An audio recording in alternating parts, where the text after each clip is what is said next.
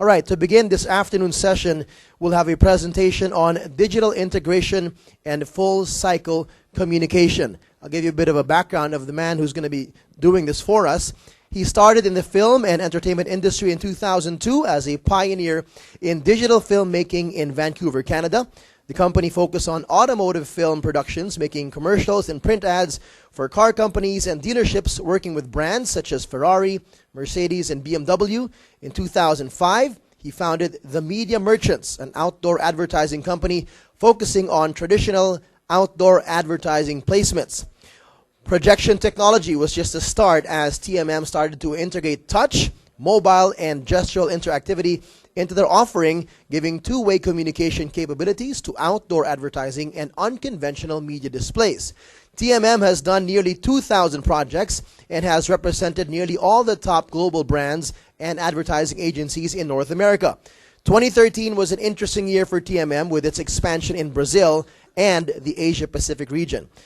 He went to film school at the Capilano University in Vancouver, Canada, then studied marketing and operations management at British Columbia's Institute of Technology from 2005 to 2008, in addition to more recently receiving certificates in public speaking and technology business strategies at the University of British Columbia's Sauder School of Business. Before I bring him up on stage, he wants us to watch this special video.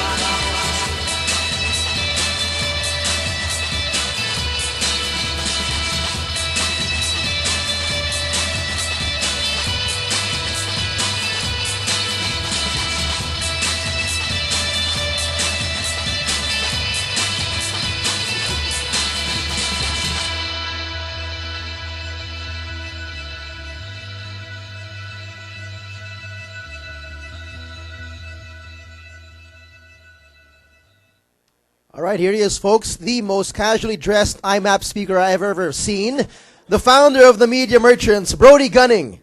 Hello, hello. There's a reason I'm dressed casual, and I'll get into that in a second, because I came dressed a different way.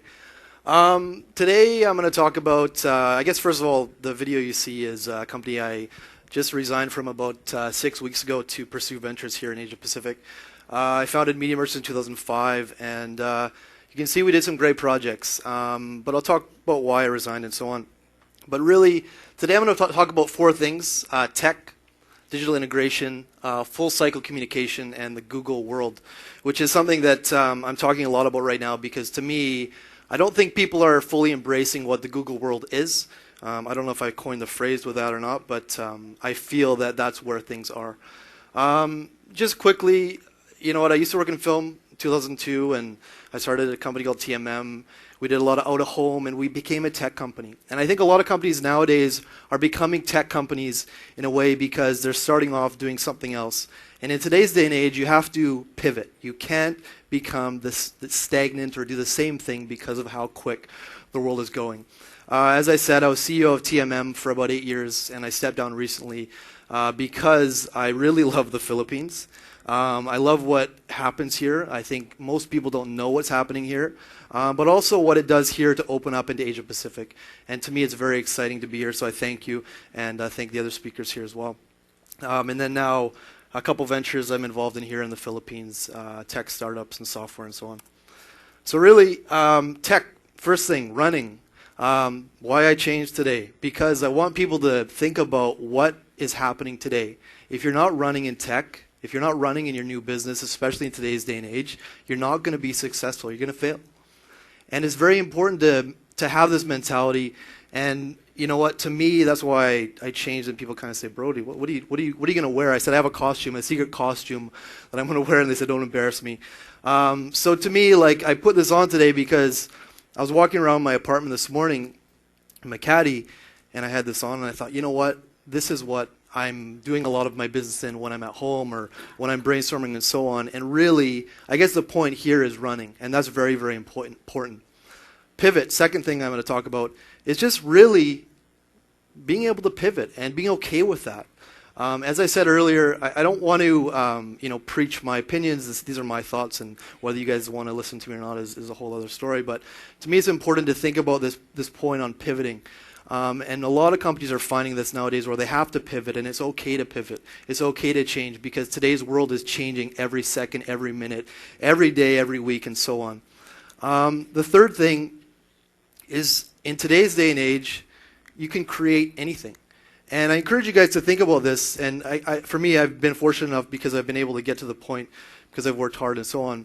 But really, to be at a point now where I realize that I can create anything I want. If I want to create a car, if I want to create a computer, if I want to create a phone, whatever it is, you can create that. And I really want people to think about that and to put that into perspective because a lot of people say, I'm crazy. I have some good partners here who are crazy together because we have these dreams about being able to create anything. And to me, that's very, very important for today's topic. And like Steve Jobs would say, be simple. I didn't come here to talk about a lot of things. I just wanted to come here and talk about some very simple concepts. And you see my presentation is not as good as everyone else's here, but really I just wanted to put something white, put some black text, and talk about being simple. So really, create anything and be simple. Okay, digital integration. So you saw the video earlier, a company I was involved with, TMM. Sexy technology. It's one of these things where we used to work with a lot of brands, bigger brands all the time, and they come to us and say, hey, we saw something really cool in Japan. Can we do this? Yeah, no problem. We saw something really cool in New York. Can we do this? No problem. And we kind of started to get through this process where we thought, why do we keep doing this for our clients? Because they do these very great visual campaigns, they look great on YouTube and so on, but are they really achieving that ROI? And I've come to the point now, because I've worked with a lot of clients doing this, where we want clients to be thinking about technology is great, it's a great thing, but it's not the whole thing, it's a piece. And I guess like the point here is that there's great technologies, but if it doesn't do what your brand is trying to do, if it doesn't fit in your strategy, then don't use it. And to me, the ROI point, and I guess some of the people have talked about ROI this week, is very, very important. Because to us, we don't want to do a $100,000, $500,000, $5 million project, and the client thinks it looks great, but they didn't get the ROI. I don't want that. And I don't think any brand wants that, or client wants that, or agency, and so on. But really, it's something to think about. And I've seen a lot of that with the businesses that I've been involved in. Second thing is connecting everything, and that leads into full cycle communication. is I feel like, you see speakers here this week talk about mobile and internet and visual technology and so on, is really thinking about connecting everything. Because really, in this world today, everything does connect. So why are we not connecting them? And to me, it drives me crazy to see these campaigns that don't integrate with one another. And to me, I really think, at least with the businesses that I'm getting involved in moving forward, and what we're encouraging our clients to do is to be thinking that way, is thinking about integrating absolutely everything together, because what's the point if you don't? And I think that's just something to embrace. And that talks about full cycle, meaning creating the full cycle where everything integrates together. Because again, back to the point of ROI, that's what you get. The Google world. First thing here, I hope everybody knows, if not, Omnicom Publicis merged weeks and weeks ago. To me, this was a huge thing, because not only is it that, hey, we can put everything together and we get this $32 billion company, gross annual billings, fine, but really, why were they doing that? And again, this comes back to my attire today, which is, they're trying to compete with Google and Facebook. And Google and Facebook are not agencies, but what they're doing is they're doing things that are relevant today and relevant for the future. And really, I want you guys to think about that today and think about that moving forward, because we can't be thinking about doing the traditional model. The traditional model doesn't work anymore because we're not in a traditional world. We're in a digital world, we're in a Google world, we're in a Facebook world where data is so important. And if you're not thinking like that, you're going to fail. You may have some short wins, but you're going to fail long term. And to me, that's why I reference this Omnicom Publicis merge, because to me, I don't want to offend anyone here, but I look at that and it's a very traditional way of thinking. Well, we need to come together and become bigger and we're going to be able to compete with Google and Facebook. But really, are you? Are you really going to do that? And again, my opinion. But I just want you guys to think about that. Google, Facebook, what are they doing? And, can you go out and create another Google and Facebook? No. But can you create a company that is thinking about things for the future? Absolutely. And I think that's very, very important. Last point is the Google agency, and this kind of is my question, now, and what we've been talking about with some of my partners is what is the Google agency? What is it? What is the next Facebook or the next Google? I'm not sure, but I think that people need to be thinking about that, and I think it's very, very important to be considering that. That is the closing of my speech, so I don't want to go through too much. But again, just to cover my points today, tech, run, get going. This world is moving fast. It is not a slow world anymore. And if you're not, you're going to fail. Digital integration, full cycle communication, to me, is just so, so important. Connect things together. Don't be doing campaigns that don't connect, because it's not what brands need. It's not what brands want. But we have to slowly get people to start thinking that way. And lastly, the Google world. What is the Google world? Where is it going? And how do you position yourself for that? But to me, that's really, really, really, really important for you guys to think about. And that's it. So thank you.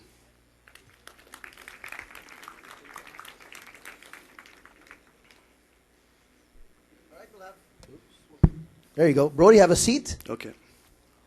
Your preferred color, black or red. And we'll have the floor open for questions for Brody. We'll also have the tweets up on the screen to see what anybody else has asked him as well.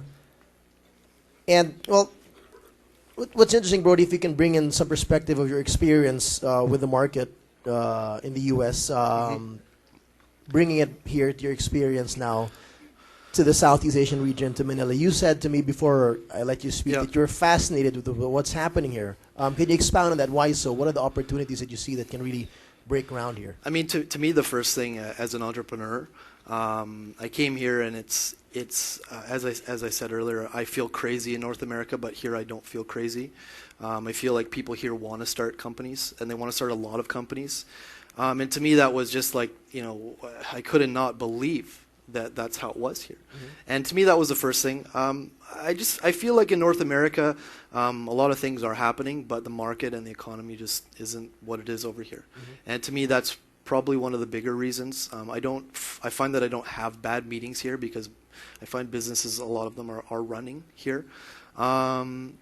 but I just, yeah, I mean, I guess for me, it's just, I just think this is where the world is going, and you know, as I said, I couldn't be happier to be here. So As well, part of what you mentioned, the full cycle communication, and I think we saw one interpretation of that in your videos, the Yep. interactive ads, and it's something your group is quite known for. Tell us about this. I mean, I can imagine some people here already considering doing something like that, but maybe the first thing that might come to mind is the cost. It's very hardware and Yeah. equipment intensive, but and you know the theme for this year's IMAP is about return on investment, Yeah. and you're making sense of the money they spend on digital, and which as well involves equipment. Talk about that and how it makes it worthwhile rather than just a gimmicky thing. yeah. What we found a lot of with media merchants was companies thinking about things on a monthly basis, or sorry, on a one-time basis, not a Okay. monthly basis. And what we're doing here in Asia Pacific is getting clients to think about the long term. So it's not so much the spend is, hey, we need to do something in October. And we're saying, well, no, don't do it in October. Do it for the next 24 months, and spread that technology out for a period of time. Because yes, if you look at it from a 1 month perspective, it is expensive. But what we saw a lot with a lot of big brands is they're just they're thinking, you know, they're thinking, oh well, we need to do this activation for Christmas, and we're saying, okay, fine, we're not going to say no to a nice contract. But I just think that what we're doing here is just getting clients to think about the long term and think about the things that they can be doing long term to make that technology make sense over a period of time. Well, your audience here, you've got a lot of agencies out here as well. How can you inspire them to talk to their clients who may be the hard-headed ones and only think, as you said, they think short-term, they think, you know, just this month, that month, and rather than investing for long-term executions and, I guess, pivoting and tweeting them along the way? I mean, I think education is big. That's the one thing that we did the most, just, you know, taking, you know, years and years and years to educate people on what you can do. I mean, you always have to try and see if that works or doesn't work, but I just think education is probably the biggest thing. But again, back to my point earlier, I really feel that, you know, whether a brand wants to use visual technology or not, to me, isn't the I guess the thought. It's you know, what we're in this new world, right? We can't be thinking about things as they were in the 80s or in the 70s or even earlier, right? It is a different world today, and we have to be adapting, and we have to be, you know, crazy in certain ways, because, you know, that's what, you know, Steve Jobs was, right? You know, that's the kind of people that I think you know, we need to be. And it's a little too eerie that his movie is airing right beside us. Yes, out there. exactly. Anyway, which I haven't seen. Talk about a bit about the trends that are happening here now. What attracted you specifically? Like we had some speakers earlier talk about location-based technology, location-based marketing, mobile specifically, how they should not ignore the potential of mobile with the way smartphones and tablets are penetrating the market now, and marry that with the technology you've done, with the visual stuff that you've done as well. I think mobile's huge. I think that's I mean, especially here, it's gaining, but I mean, the opportunities still. I mean, we were at a conference on Friday, and they were talking about future opportunities and opportunities that hadn't even been touched. Education was one of them, and I found that very interesting because, especially here in the Philippines, which is, you know, a market we may be looking at.